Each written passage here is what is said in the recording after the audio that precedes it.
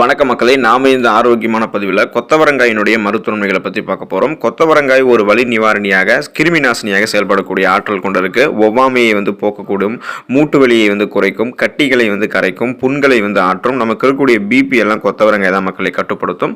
So இந்த நன்மைகள் மட்டும் கொத்தவரங்காயில் இல்லை, இன்னும் ஏராளமான ஆரோக்கியமான மருத்துவமைகள் கொத்தவரங்காயில் நிறைந்திருக்கு. வாங்க அந்த நன்மைகள்லாம் என்னென்ன அப்படின்றத பற்றி நம்ம ஒவ்வொன்றா தெளிவாக பார்ப்போம். அதை பற்றி பார்க்குறதுக்கு முன்னாடி இந்த வீடியோவுக்கு மட்டும் ஒரு லைக் கொடுத்துட்டு இந்த தகவலை உங்களுக்கு தெரிஞ்சவங்களுக்கு ஷேர் பண்ணிடுங்க. இது அவங்களுக்கும் பயனுள்ளதாக இருக்கக்கூடிய ஒரு ஆரோக்கியமான பதிவு தான். இது போன்ற அப்டேட்ஸ்கள் நீங்கள் தொடர்ந்து பார்க்கறதுக்கு நம்மளுடைய ஹெல்த் நியூஸ் தமிழ் சேனலை சப்ஸ்கிரைப் பண்ணி வச்சுக்கோங்க. பக்கத்தில் இருக்கக்கூடிய பெல் பட்டனையும் கிளிக் பண்ணி ஆல் அப்படின்ற ஆப்ஷனையும் மறக்காம செட் பண்ணி வச்சுக்கிட்டீங்க அப்படின்னா நான் போடக்கூடிய எல்லா அப்டேட்ஸும் உங்களுக்கு நோட்டிஃபிகேஷனோட அடிக்கடி சேரும். சரி வாங்க மக்களே, இப்போ வீடியோக்குள்ள போயிடலாம். உடல் எடை உங்களுக்கு ஆரோக்கியமாக இருக்கணும் அப்படின்னா நீங்கள் உடல் எடையை அளவாக உங்களுடைய உடல் எடையை வச்சுக்கணும். ஸோ அப்போ சைடு எஃபெக்ட் எல்லாம் உடல் எடை குறைக்கிறதுக்கெல்லாம் நீங்கள் பார்த்தீங்கன்னா கொத்தவரங்காய் எடுத்துக்கலாம். கொத்தவரங்காய் உணவினுடைய அளவை குறிப்பிடக்கூடிய போது பார்த்தீங்கன்னா அதில் கலோரிகளினுடைய அளவு குறைவாக இருக்கும். ஸோ அப்போ கலோரிகளின் அளவு குறைவாக இருந்தாலும் உங்களுக்கு தேவையான விட்டமின்கள், தாதுக்கள் எல்லாமே கொத்தவரங்காயில் அதிகமாக இருக்கும். அப்போ கொத்தவரங்காய் கலோரிகள் குறைவாக இருக்கக்கூடிய உணவு, அதே சமயம் ஊட்டச்சத்துக்கள் அதிகமாக இருக்கக்கூடிய உணவாக இருக்குது. எனவே இந்த மாதிரி ஒரு உணவு தான் உங்களுடைய உடல் எடையை குறைக்கிறதுக்கு யூஸ்ஃபுல்லாக இருக்கும். ஸோ நீங்கள் கொத்தவரங்காய் எடுத்துக்கொள்ளும் போது சைடு எஃபெக்ட் எல்லாமே உங்களுடைய உடல் எடையை குறைச்சிக்கலாம். அதுக்கு காரணம் கொத்தவரங்காயில் கூடிய நார் சத்துக்கள் நீங்கள் கொத்தவரங்காய் எடுத்ததுக்கப்புறம் பசி உணர்வு உங்களுக்கு கட்டுப்படுத்தும். இதன் மூலமாக அதிகமான கலோரிகள் இருக்கக்கூடிய உணவுகளை மீண்டும் மீண்டும் சாப்பிட்டு உங்களுடைய உடம்பு நீங்கள் வெயிட் போட்டுக்க மாட்டீங்க. முதல்ல நீங்கள் அதை ஸ்டாப் பண்ணிடலாம். ஸோ அடுத்து பார்த்தீங்கன்னா இந்த நார் சத்துக்கள் ஏற்கனவே உங்களுடைய உடலில் தேங்கி இருக்கக்கூடிய கொழுப்புகளை பார்த்தீங்கன்னா குறைக்க ஆரம்பிக்கும். மீண்டும் நீங்கள் சாப்பிடக்கூடிய உணவுகளை இருக்கக்கூடிய கொழுப்புகளை முன்னாடியே ஃபில்டர் பண்ணிடும். ஸோ அப்போ சைடு எஃபெக்ட் எல்லாம் உடனடியாக குறைக்கிறதுக்கெல்லாம் கொத்தவரங்காய் எடுத்துக்கொள்ளலாம். ரத்த சோகை சார்ந்த பிரச்சனை தீர்வதற்கு கொத்தவரங்காய் எடுத்துக்கலாம். உடலினுடைய அனைத்து உறுப்புகளினுடைய சீரான செயல்பாடுகளுக்குமே, உடல் ஆரோக்கியமாக சிறப்பாக இயங்குறதுக்கெல்லாம் உடல்ல ரத்த ஓட்டம் சரியாக இருக்கணும். ஸோ எந்த விதமான தடையும் இல்லாமல் நம்மளுடைய ரத்த ஓட்டம் இருக்கும்போது தான் அன்றாடம் நம்மளுடைய உறுப்புகள்லாம் சீராக செயல்பட ஆரம்பிக்கும். ஏன்னா ரத்தம் தான் நம்மளுடைய உடலில் இருக்கக்கூடிய அனைத்து பாகங்களுக்குமே ஆக்சிஜனை கடத்தி செல்லும். அப்போ அந்த ஆக்சிஜன் எல்லா இடத்துக்கும் போகும்போது தான் என்ன பண்ண முடியும்னா நம்ம கரெக்டாக ரெஃப்ரெஷ்மெண்ட்டாக இருப்போம், நம்மளுடைய உடல் ஆரோக்கியமாக இருக்கும். ரத்தத்தில் ரத்த வெள்ளையணுக்கள் அப்புறம் ரத்த சிகப்பணுக்கள் குறைபாடு ஏற்படும் போது பல விதமான பிரச்சனைகள் நமக்கு ஏற்படும். ஸோ குறிப்பாக ரத்த சிகப்பணுக்கள் உங்களுக்கு குறைவாக இருந்துச்சு அப்படின்னா அனிமியா என்று சொல்லக்கூடிய ரத்த சோகை பிரச்சனை ஏற்படும். ஸோ இந்த பிரச்சனை ஏற்பட்டுச்சுன்னா தலைவலி, மயக்கம், இது போல உங்களுக்கு நிறைய விதமான பிரச்சனை வரும். எப்போதுமே நீங்கள் சோர்வோடு இருப்பீங்க. இந்த மாதிரி ப்ராப்ளம் இருக்கிறவங்கலாம் தொடர்ந்து கொத்தவரங்காய் தங்களுடைய உணவுகளை சேர்த்துக்கொள்ளும் போது இரும்பு சத்து உங்களுக்கு கிடைக்க ஆரம்பிக்கும். இரும்பு சத்து கிடைக்கும் போது ரத்த அணுக்கள் அதிகரிக்கப்படும். குறிப்பாக ரத்த சிகப்பு அணுக்கள் அதிகரிக்கப்பட்டு ரத்தத்தில் இருக்கக்கூடிய புரதமான ஹீமோகுளோபின் என்று சொல்லக்கூடிய புரதம் பார்த்தீங்கன்னா அதிகரிக்கப்படும். அப்போ அது லெவலாக வரும்போது என்ன பண்ணும் அப்படின்னா இந்த ரத்த சோகை பிரச்சனைகள் நமக்கு கியூர் ஆகிடும். ஸோ அதுக்கு நம்ம பார்த்தீங்கன்னா மீண்டும் மீண்டும் நம்மளுடைய உணவுகளை கொத்தவரங்காய் எடுத்துக்கலாம். கொத்தவரங்காய் நார் சத்து இருந்திருக்கு அப்படின்றதால பலவிதமாக நார் சத்து இல்லாமல் போகிறதால நமக்கு என்னென்ன பிரச்சனைகள் ஏற்படுதோ அது எல்லாத்தையுமே கொத்தவரங்காய் நம்ம சாப்பிடும்போது கியூர் பண்ணிக்கலாம்.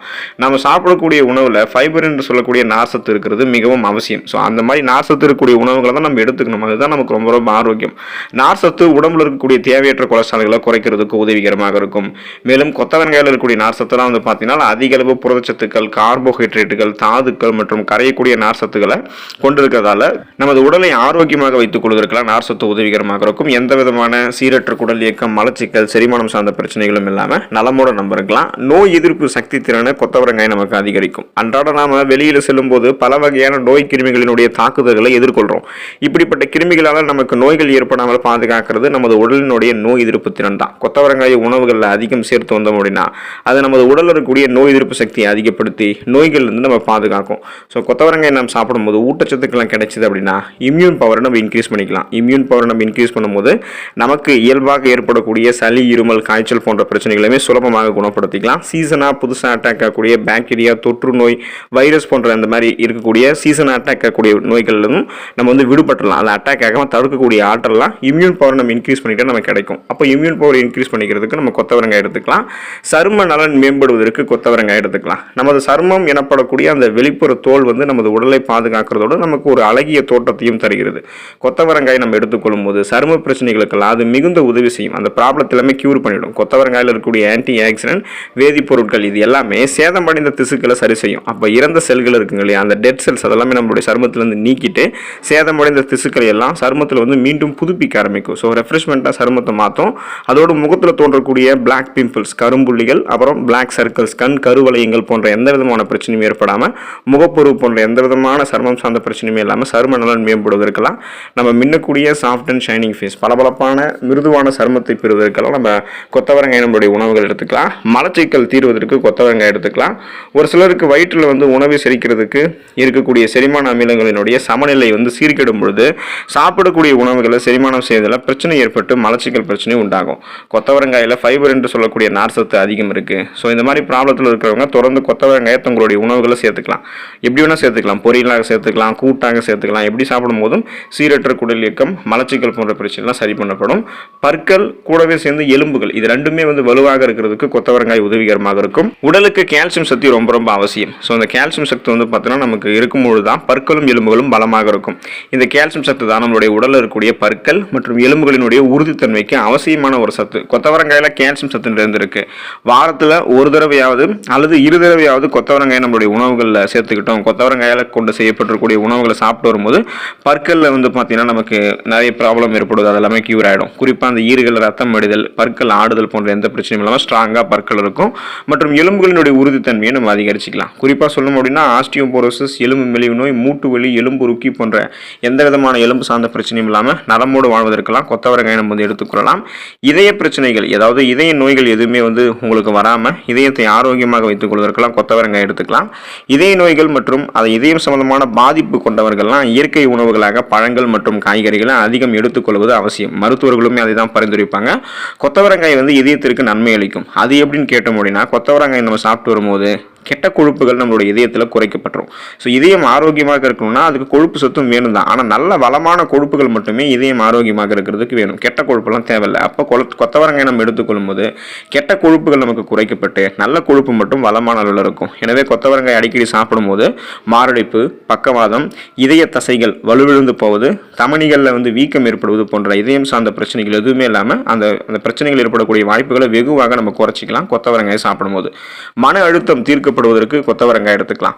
பரபரப்பான வாழ்க்கை முறை, அப்புறம் எதுலுமே நம்ம வந்து அவசரத்தன்மையோடு இருக்கிறதால சிலருக்கெல்லாம் வந்து பதற்றம், மன அழுத்தம், நரம்பு கோளாறுகள், தூக்கமின்மை போன்ற இந்த மாதிரி ஸ்ட்ரெஸ், டென்ஷன் ப்ராப்ளம் எல்லாம் அதிகம் ஏற்படுது. ஸோ இது அவங்க பார்க்கக்கூடிய ஒர்க் ப்ரெஷர், ஷிஃப்ட் பேசிஸில் வேலை பார்க்குறது, பிடிக்காத வேலைகளை பார்க்குறது, அதிக நேரம் வேலைகளை பார்க்குறது, ஸோ இது எல்லாமே வந்து நிறைய பிரச்சனைக்கு, இந்த மன அழுத்தம் சார்ந்த பிரச்சனைக்கு காரணமாக இருக்கும். இவங்கெல்லாம் என்ன பண்ணலாம் அப்படின்னா கொத்தவரங்காய் எடுத்துக்கலாம். கொத்தவரங்காயில் நரம்புகளை வலுப்படுத்தக்கூடிய சத்துக்கள் அதிகம் இருக்குது. எனவே இந்த செரட்டோனின் மற்றும் டோபமைன் போன்ற ஸ்ட்ரெஸ் ரிலீஃப் ஹார்மோன்களை சுரக்க வைத்து உங்களுக்கு வந்து என்ன பண்ண முடியும்னா அந்த நரம்புகள் சார்ந்த பிரச்சனையாக இருக்கக்கூடிய அந்த மன அழுத்தம், ஸ்ட்ரெஸ், டென்ஷன் இதெல்லாமே உங்களுக்கு எதுவுமே இல்லாமல் உங்களை ரிலாக்ஸ் பண்ணிவிடும். கொத்தவரங்காய் சாப்பிடும்போது நீங்கள் கொத்தவரங்காய் சாப்பிட்டீங்கன்னா உடல் மற்றும் மனநலன் சேர்ந்தே உங்களுக்கு மேம்படும். உடலும் ஆரோக்கியமாக இருக்கும், மனநலமும் உங்களுக்கு ஆரோக்கியமாக இருக்கும். எனவே நீங்கள் உங்களுடைய மன அழுத்தத்தை தீர்த்து கொள்வதற்கு கொத்தவரங்காய் எடுத்துக்கலாம். ஸோ எந்த அளவுக்கு நிறைய மருத்துவ நன்மைகளை கொத்தவரங்காய் கொண்டு இருக்கு அப்படின்றத இந்த வீடியோ பார்த்ததுக்கப்புறம் நீங்களே தெரிஞ்சிருப்பீங்க. எனவே தொடர்ந்து வந்து கொத்தவரங்காய் உங்களுடைய உணவுகளை சேர்த்துக்கோங்க. கொத்தவரங்காய் வாரத்தில் ஒரு தடவை நீங்கள் சாப்பிட்டுட்டீங்க அப்படின்னா நிறைய நன்மைகள் உங்களுக்கு கிடைக்கும். உங்களுக்கு வேணும் அப்படின்னா நீங்கள் வாரத்தில் 2 தடவை எடுத்துக்கலாம். அதில் எந்த விதமான ஒரு தவறுமே கிடையாது. நமது நாட்டில் பல வகையான காய்கறிகளை நம்ம விளைவிக்கிறோம். இதில் ஒரு சில காய்கறிகள் மட்டும்தான் நம்ம அனைவருமே அன்றாட உணவுகளில் பயன்படுத்துகிறோம். ஸோ டே டு டே லைஃப்பில் ஃபுட்ஸில் அதிகமாக யூஸ் பண்ணிட்டு இருக்கக்கூடியது ஒரு சில காய்கறிகள் தான். அதில் நம்ம விரும்பி உண்ணக்கூடிய காய்களில் கொத்தவரங்காயும் ஆட் பண்ணலாம். ஏன்னா கொத்தவரங்காய் பலதரப்பட்ட மக்கள்கள் வந்து என்ன பண்ணிட்டு இருக்காங்கன்னா தங்களுடைய உணவுகளை எடுத்துட்டு இருக்காங்க. ஸோ கொத்தவரங்காய் சாப்பிட்டு அதில் இருக்கக்கூடிய மருத்துவ நன்மைகளை பெற்று நலமோடு நீங்கள் வாழலாம். அடுத்த ஆரோக்கியமான பதிவில் மறக்காமல் சந்திப்போம். நன்றி மக்களே.